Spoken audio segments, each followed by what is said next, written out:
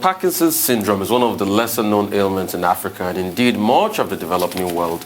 Even where it is known in these climes, many people tend to associate it with older segments of the population and in unique situations with individuals who have a history of physical or bodily exertions required application of pressure to the head and consequently to the brain.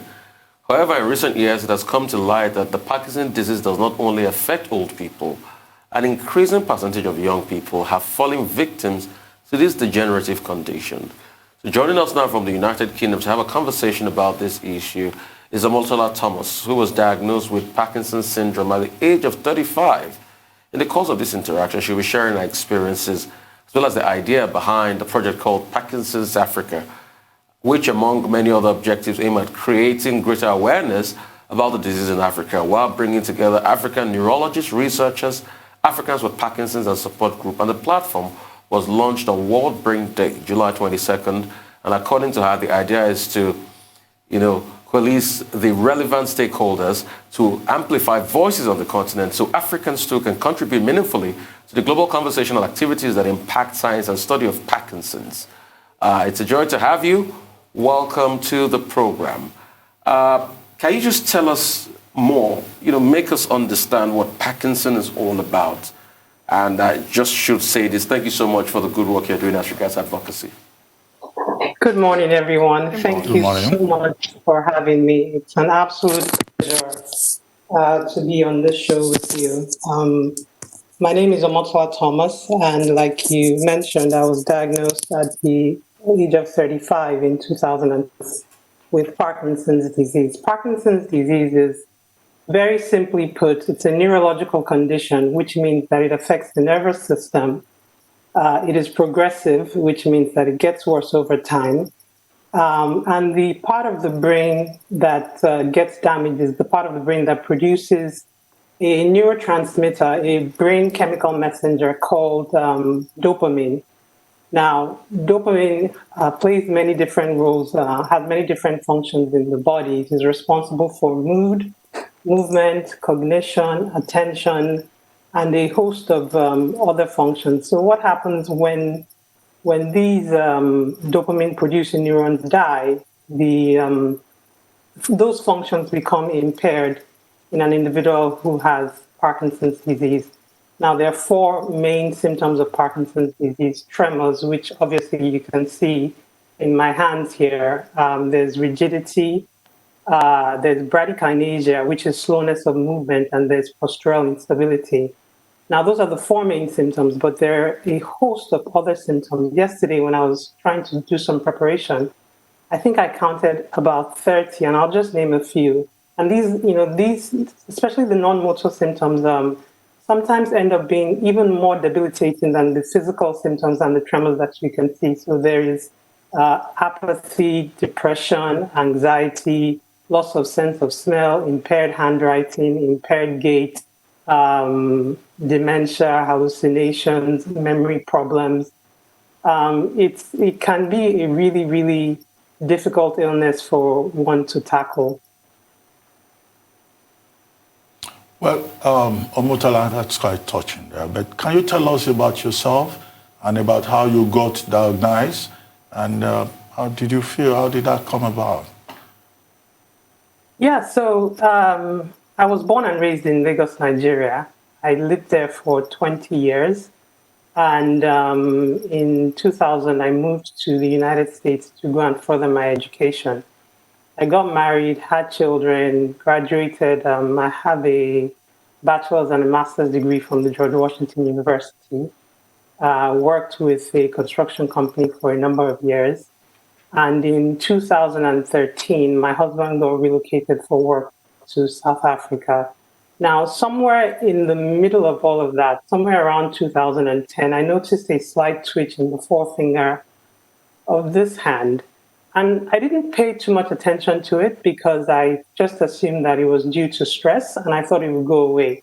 It didn't go away. And over time, it got worse. It developed into, it progressed from being just a twitch to a full-blown tremor. And then I started experiencing muscle weakness, muscle pain, fatigue, a host of different symptoms. So I went to see the doctor. And initially they said, oh, there's nothing wrong with you. You know, you have essential tremors. And for 5 years, 5 long years, I mean, the first 3 years were spent in America. Nobody could tell me what was going on. Nobody ever even mentioned Parkinson's, which I found quite strange because when I noticed the tremor, the first thing that came to my mind was Parkinson's. You know, we've all seen the images of Muhammad Ali, and that was the first thing that came to my mind. But you know, from 2010 to 2013, nothing really happened. I did brain scans, blood tests, so many different. I mean, I think the amount of blood that has been withdrawn from my body in trying to figure out this issue should almost be illegal. But then I moved to South Africa. We moved to South Africa, and then we started the whole process again. They wanted to do their own tests and their scans. By the time our time in South Africa was up around 2016, one of the doctors there said, for the first time, he said, look, I think you have some form of Parkinsonism, but your race, your age, and your gender make it very difficult for me to diagnose you with that. Now, I don't know if he was joking or not, but he said, you're a young Black female. This is typically an old white man's disease. However, we were moving to the United Kingdom, so he recommended that I come over here and, you know, you get tested, see a movement disorder specialist, which I did. And it was, I think, June 16th or 17th, 2016, I got diagnosed. Now, you asked me how I felt. It's very weird. And I think because it had taken me 5 years to get diagnosed, I was tired. I was exhausted, and I was tired of feeling like my body was breaking. I mean, one day it's tremors. The next day it's I can't write. The next day I can't smell. The next day I'm having memory problems. You know, I have cognitive issues.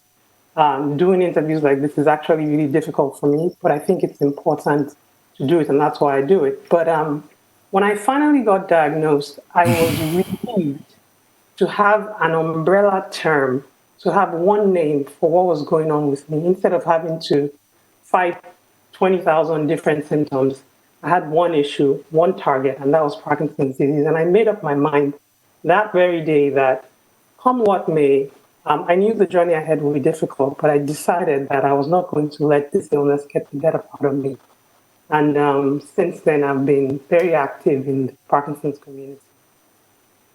And once again, thank you so much for what you're doing to bring awareness to many people about this misunderstood disease. I mean, it took you 5 years to get that diagnosis, and even medical doctors were not sure of what it was. Right.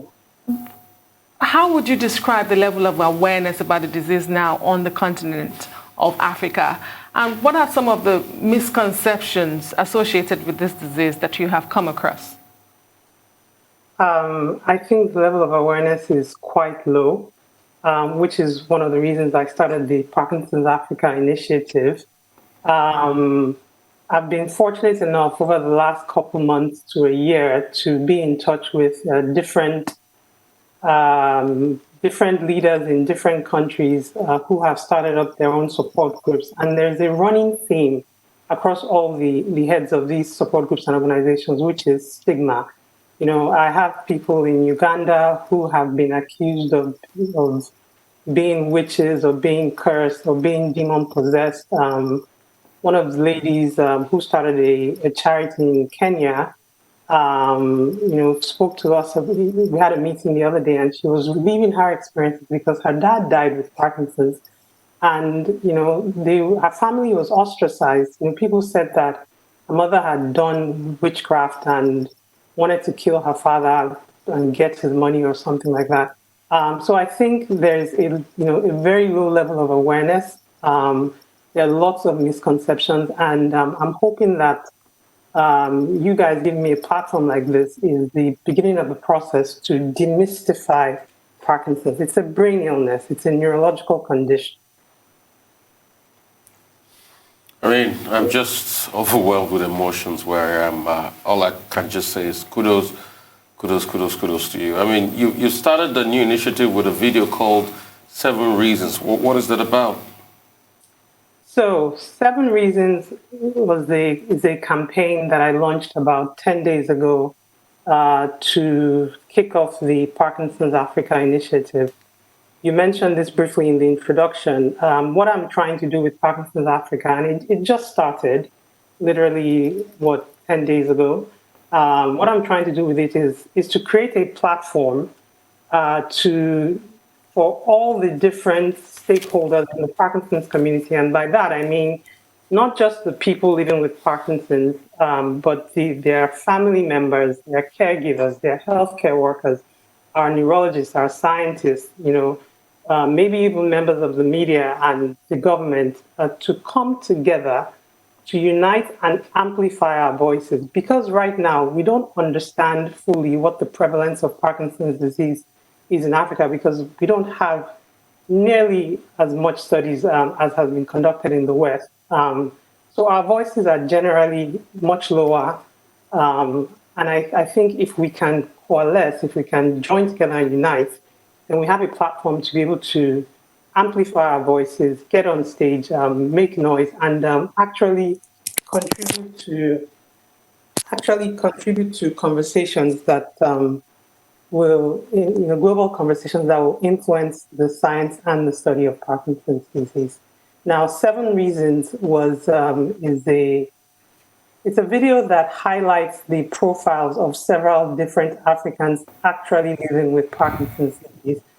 And I put that video the way I did together for a couple reasons.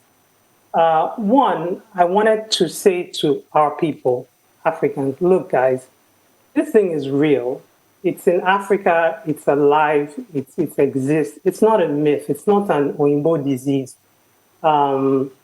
Actually had somebody very well-meaning who suggested to me that one of the reasons why I probably got Parkinson's was because I left Nigeria and went to America, that people don't have the illness in Nigeria. And for a very long time, that's actually, I felt like I was one of the few people who had it, because Africans are not talking about it, at least not when I was diagnosed.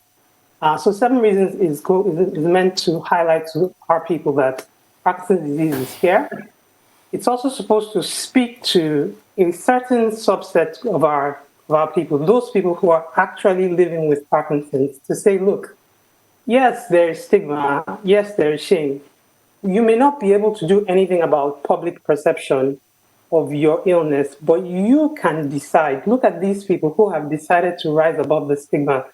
You can make that decision yourself and get up and say, look, I refuse to be stigmatized. I read a report by the WHO the other day, and I think I put that on my website. It said that for stigmatization to be effective, the person that is being stigmatized must accept society's devaluation.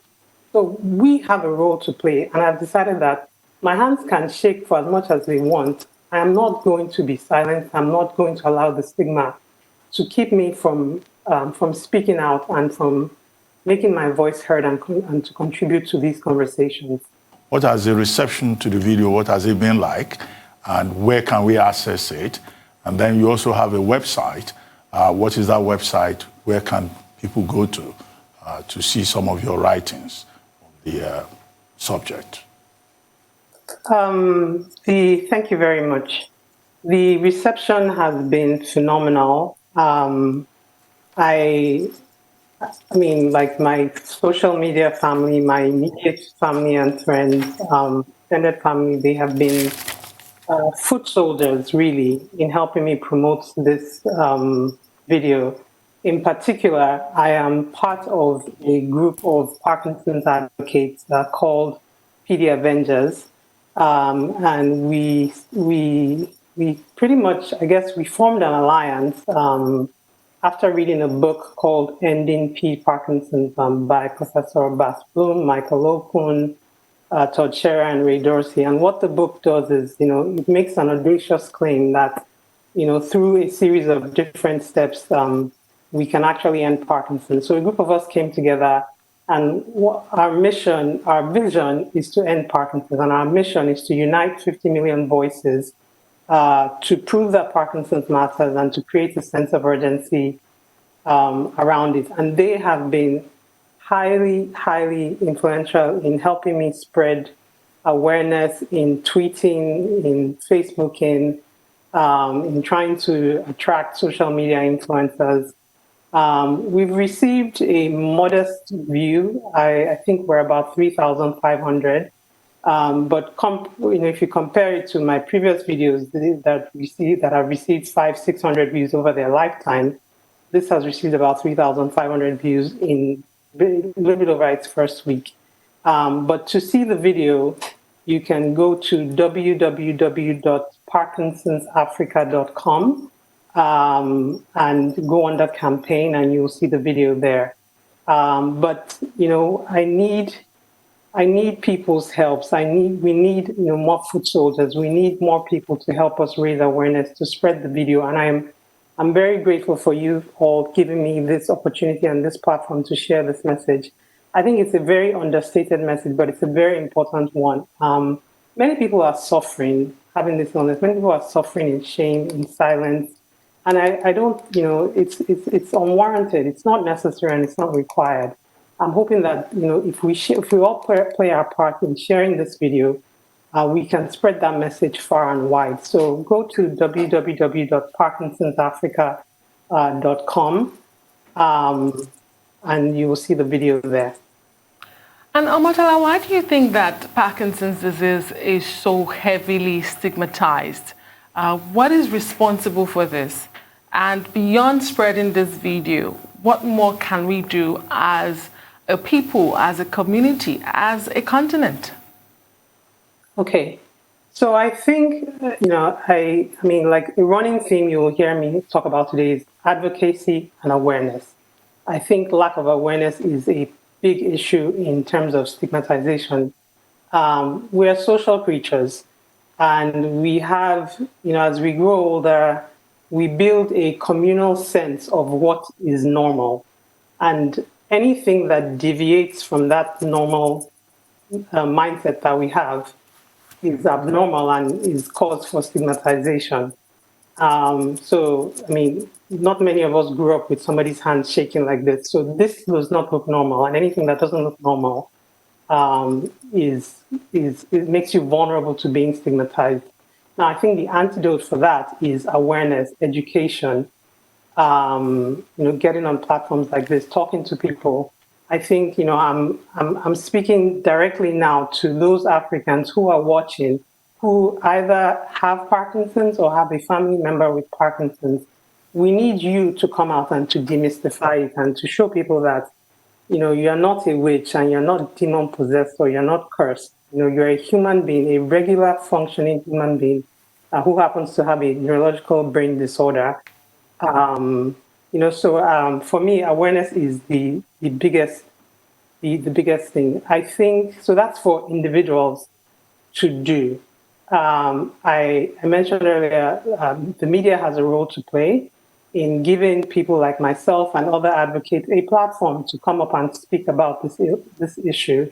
I think the government has a big role to play in terms of creating robust healthcare policies that make it easier to access drugs and treatment. I believe that stigma is caused by things that, things that can be changed or influenced, So my tremors are generally more pronounced, but many people are able to control their tremors with medication and can control rigidity, stiffness, and many other symptoms of Parkinson's can be controlled with medication. So if you get to a stage where you're not suffering publicly from those symptoms, then stigmatization is reduced. So the government has that role.